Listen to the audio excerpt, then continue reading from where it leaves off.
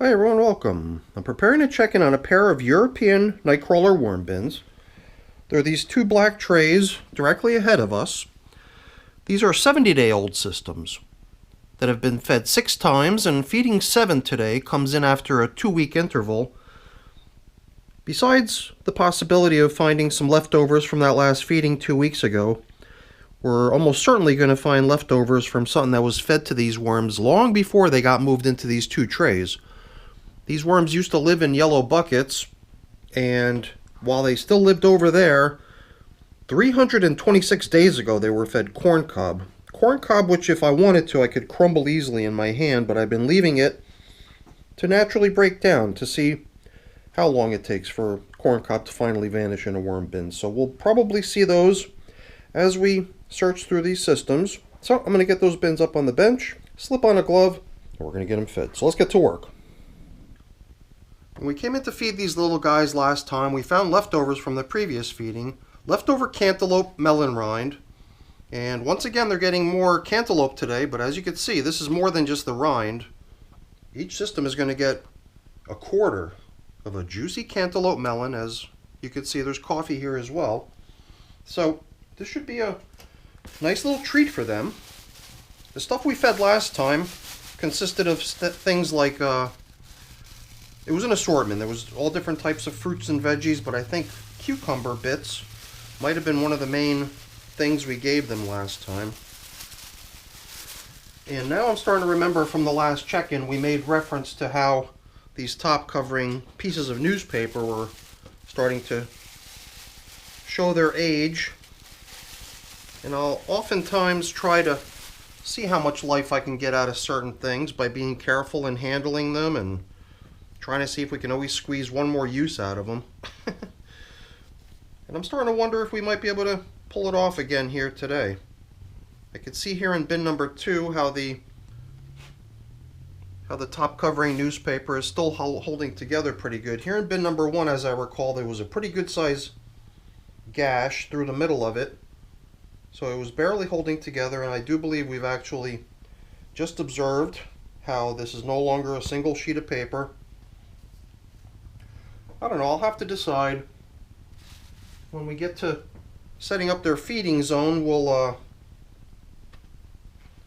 make the decision as to whether we want to use that newspaper as supplemental bedding down in the feeding zone, or if we want to try to squeeze one more interval between feedings and just deploy that as top covering. I've got my leafy matter here again. As you can see, we've been sprinkling leaves out on the top surface, giving the systems this nice top coating of natural materials, which I like to blend in as we go through the system, paving the way for the addition of even more of this stuff. So once the lovely leafy matter gets blended in, perhaps if we reuse the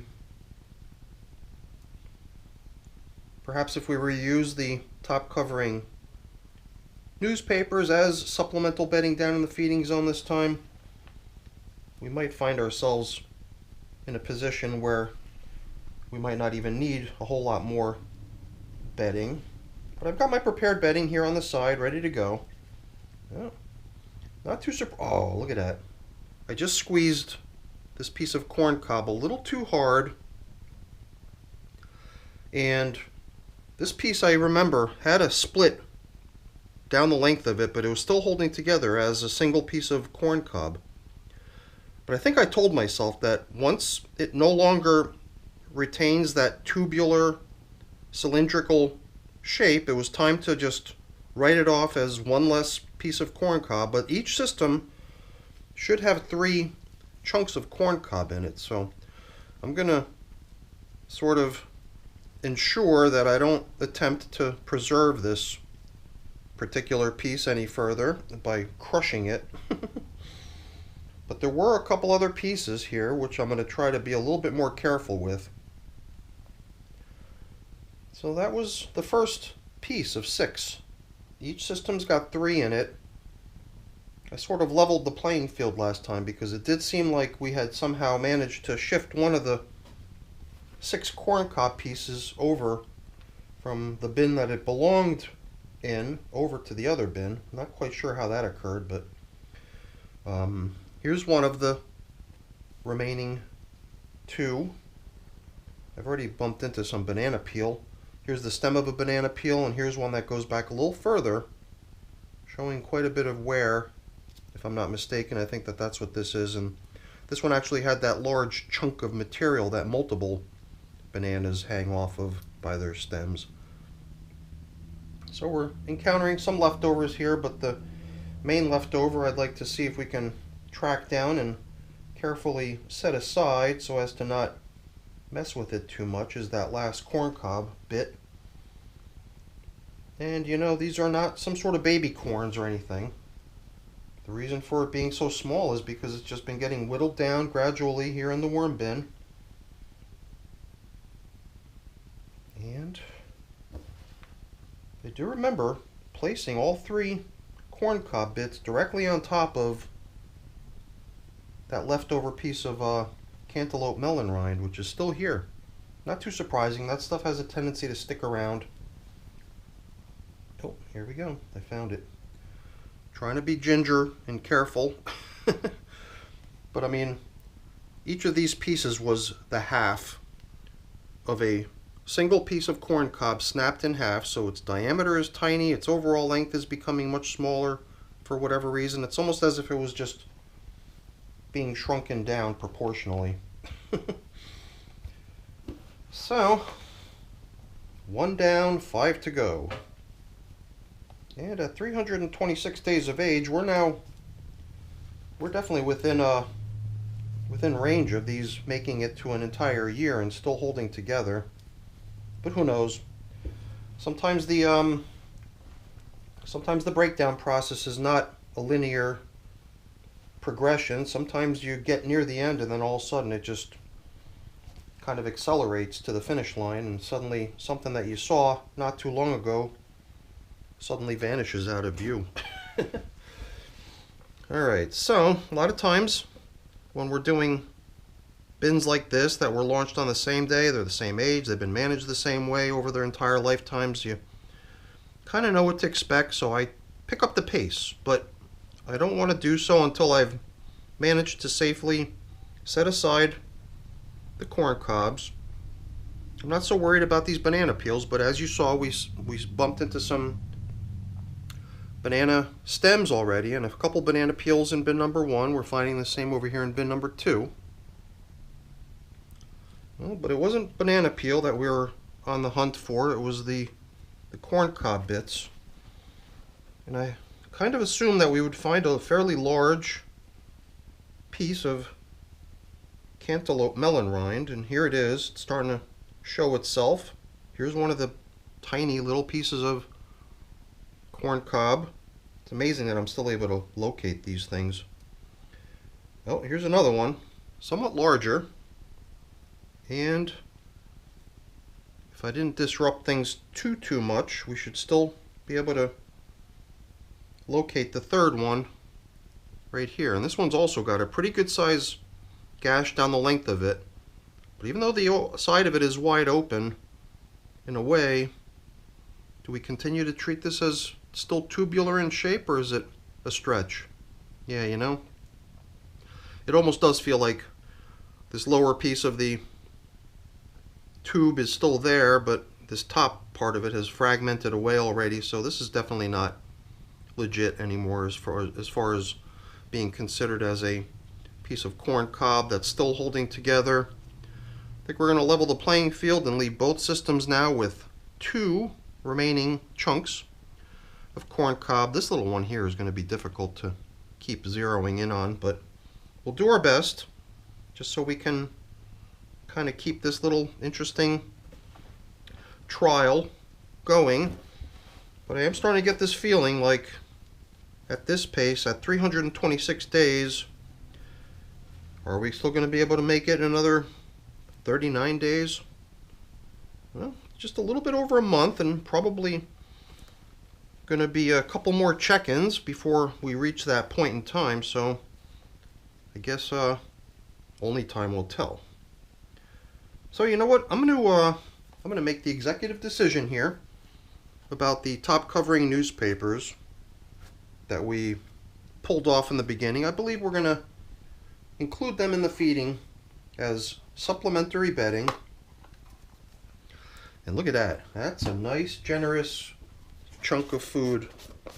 I got a feeling that the worms are going to appreciate that. Let's sprinkle it with a little bit of my pulverized eggshell that the wormies can make use of as grit. And I think since we've got replacement coffee filters, it's safe to say that we can put these old ones to better use by just including them down here in the feeding as supplementary bedding. So by the time we put these coffee filters down here, this leftover newspaper, I think we're going to have a pretty good amount of bedding down there in the feeding zones. But before we pile in the coffee, let's not forget to get these pieces of corn cob into a really obvious location where it should be easy to zero in on where they are next time we come back in here. And then some of these other leftovers we encountered along the way, some of this banana peel and other bits of cantaloupe melon rind. We'll try to get all this stuff right down here in the middle so that we can create a little bit of a feeding frenzy. Let's further entice the worms to want to come over here by putting the coffee right on top of it all. Yeah, that looks pretty good. Oh, here's another nice big chunk of yummy stuff for them. And it's not a very colorful feeding. In fact, it's a little bit dingy. Well, not true. It was that really cool, lovely orange color of the cantaloupe before we covered it all up. And there's also the muted colors of this newspaper. So it's not all that boring as far as the color scheme goes. So I think that's almost the end of it. I think we're going to just leave it at that as far as bedding in the feeding zone goes, because even though I've got my prepared bedding here, I've been trying to keep in mind the fact that in certain cases I've been a little bit overzealous and generous with the application of bedding, but here we have the opportunity to not go overboard. In other systems where I felt like I'd already gone overboard, I was pushing the envelope on the available space in the system. And systems that are still kind of young, we're starting to feel like we were out of space. So here I figured let's pace ourselves. Don't forget, we're going to use my leaf collection here. So even though we're going to leave the prepared bedding for another day and skip using that, we will actually be pretty generous with the application of a fresh coat of top coating leaves in here. So between the recycled top covering newspapers going in as supplementary bedding along with the repurposed feeding zone indicator down in the feeding zone, the application of some nice leaves across the top surface I think will ultimately amount to a nice fair portion, which doesn't make me feel like I've gone overboard, potentially driving the system to seem a little bit overloaded and robbing me of the spare space I like to leave to do my thing. So that's it for the check-in, everyone. Let's see, before we wind down, something I've been doing in a lot of my systems, even though I don't see any signs of trouble here, perhaps as more of a preventative measure, we're going to also sprinkle in a little bit of the Mosquito Dunks stuff left dry, crushed up into almost like a powder form, because it does seem like it's working. It does seem like in very few of my systems I'm still seeing signs of bugs, but other systems, like here, I don't think I saw any. I mean, perhaps there were a couple and I was just distracted and didn't see them, but let's remain optimistic. Perhaps what we're doing here is actually resulting in the prevention of flying insect outbreaks. So I'll probably keep at it, keep putting that stuff in. Perhaps if I do reach a point where I don't see any flying insects anywhere, maybe I'll put the stuff up on the shelf and forget about applying it for a while. But right now I'm still thinking that an ounce of prevention is well worth the investment. So that's it for the check-in, everyone. Hopefully you enjoyed it. If you did, as always, please don't forget to leave me a quick thumbs up before you go. That's always really appreciated. And if you haven't done so already, please also consider subscribing to the channel. That's very much appreciated as well. All right, everyone. Thanks for watching. Have a great day. Bye now.